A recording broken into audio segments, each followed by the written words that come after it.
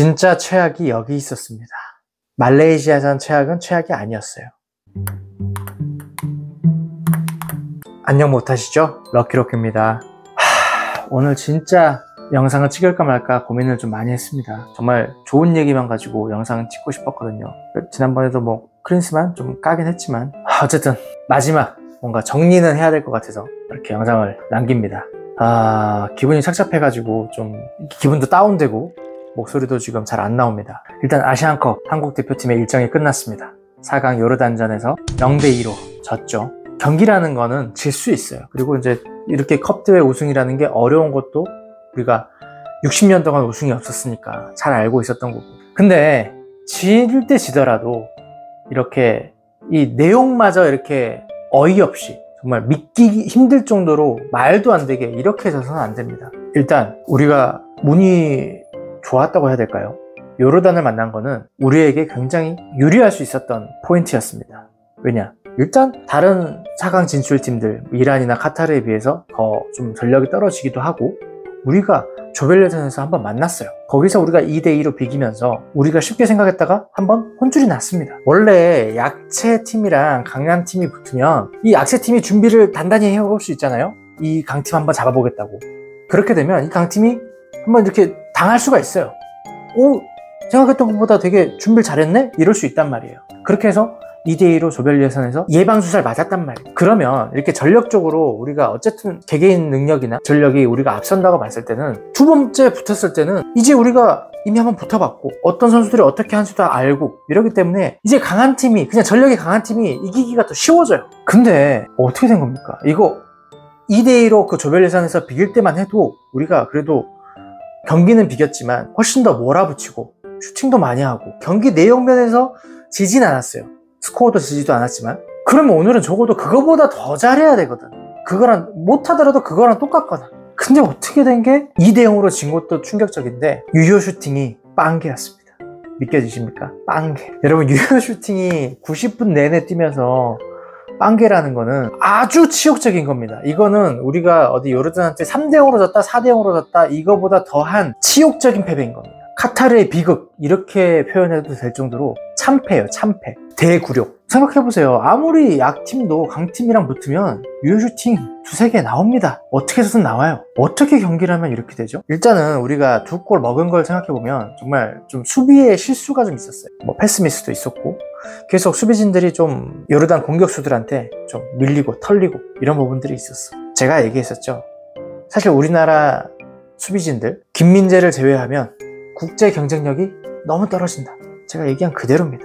이번에 김민재가 못 나왔죠. 못 나와가지고 이제 수비수를 정승현 선수랑 김영권 선수가 이제 두 센터백이 나왔는데 다들 보셨을 거예요. 이 김민재가 있을 때 없을 때의 차이를. 이게 수준입니다. 우리나라 선수들. 그렇다고 왜 이렇게 못해? 못하는 애들을 왜 썼어?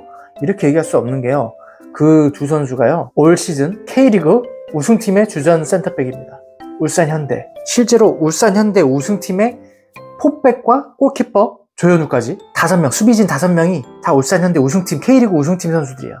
놀랍죠? 그런데 이런 결과가 나온 겁니다. 그러니까 이게 얼마나 K리그 수준도 얼마나 정말 낮고 저 K리그 폄하하고 싶지도 않습니다. 그리고 K리그 선수들도 좋아하고 K리그 보는 것도 좋아해요. 근데 냉정하게 얘기하자는 거예요.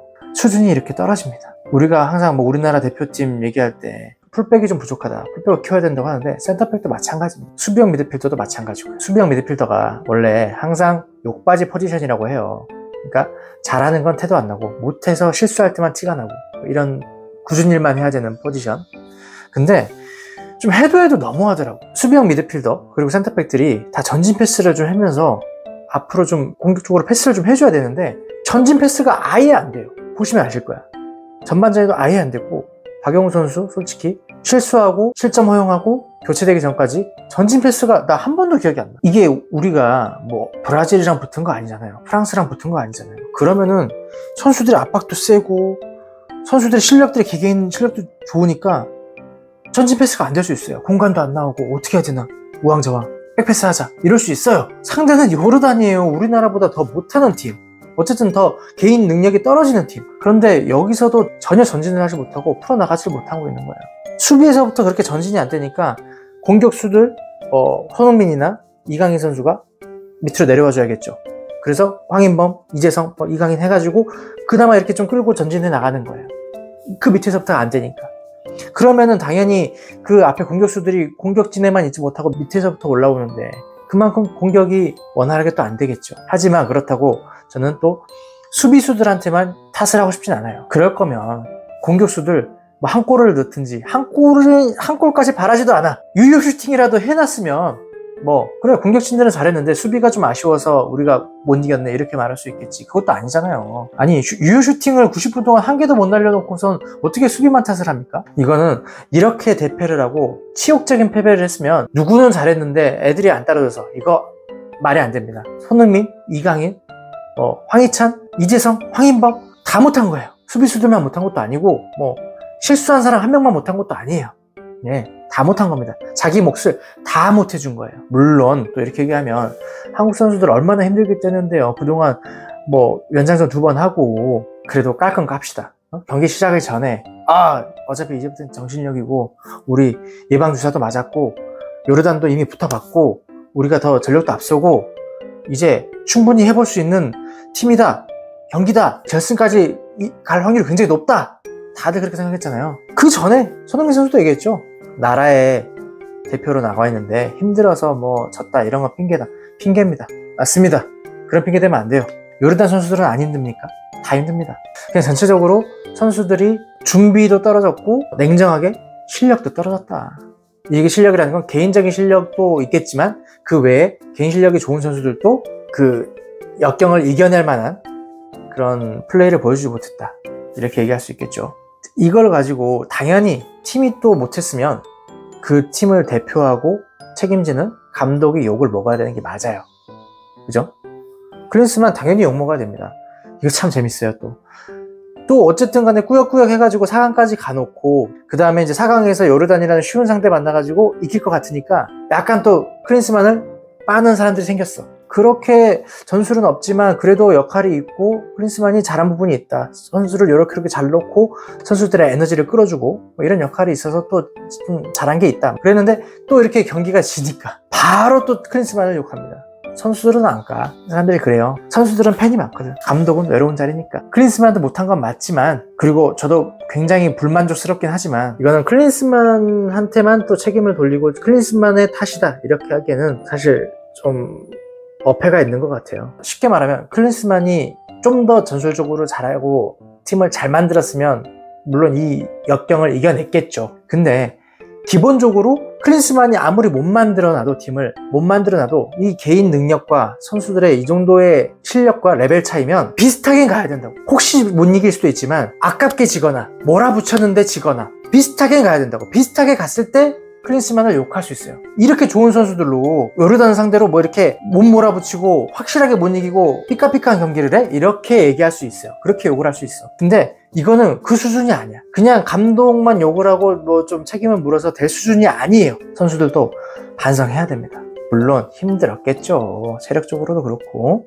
하지만 이 경기를 봤을 때는 그 누구도 칭찬할 선수는 없다. 정말 다 못했다. 이렇게 말씀드리고 싶습니다. 그래도 어쨌든 아시안컵 대표팀 선수들 고생 많이 한 건 맞아요.